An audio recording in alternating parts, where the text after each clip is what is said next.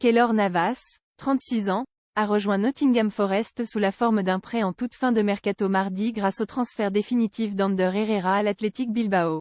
Le prêt de Keylor Navas, 36 ans, à Nottingham Forest a été conclu et annoncé tardivement par le PSG, mardi. La faute à de longues tractations avec le club vainqueur de 2 Coupes des clubs champions, 1979, 1980, mais aussi à une règle de la FIFA à respecter.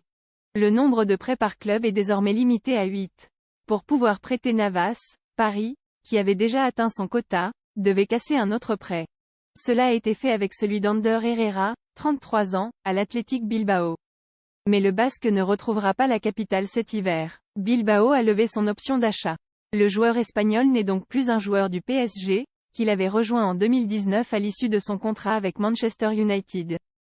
Souvent blessé la première saison, il avait beaucoup joué la suivante, 45 matchs toutes compétitions confondues, sous les ordres de Thomas Tuchel, puis de Mauricio Pochettino avant de disparaître du groupe en fin de saison dernière. Il a finalement été prêté à Bilbao, le club où il a explosé, en toute fin du mercato TE. Il était sous contrat avec le PSG jusqu'en 2024 mais ne reviendra donc pas dans la capitale. Navas, lui, s'offre une nouvelle aventure et un moyen de retrouver du temps de jeu alors qu'il était relégué numéro 2 dans la hiérarchie des gardiens derrière Gianluigi Donnarumma. Le costaricien aurait déjà pu partir l'été dernier mais son transfert à Naples, actuel leader de Serie A, avait finalement capoté. Il rejoint finalement, actuellement 13e de Première Ligue.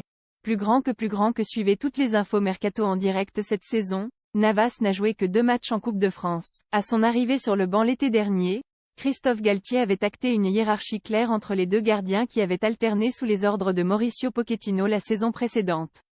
Cela avait parfois un peu tendu le climat alors que Navas, arrivé en 2019 contre 15 millions d'euros, était jusqu'alors incontestable et s'était imposé comme un cadre du vestiaire parisien.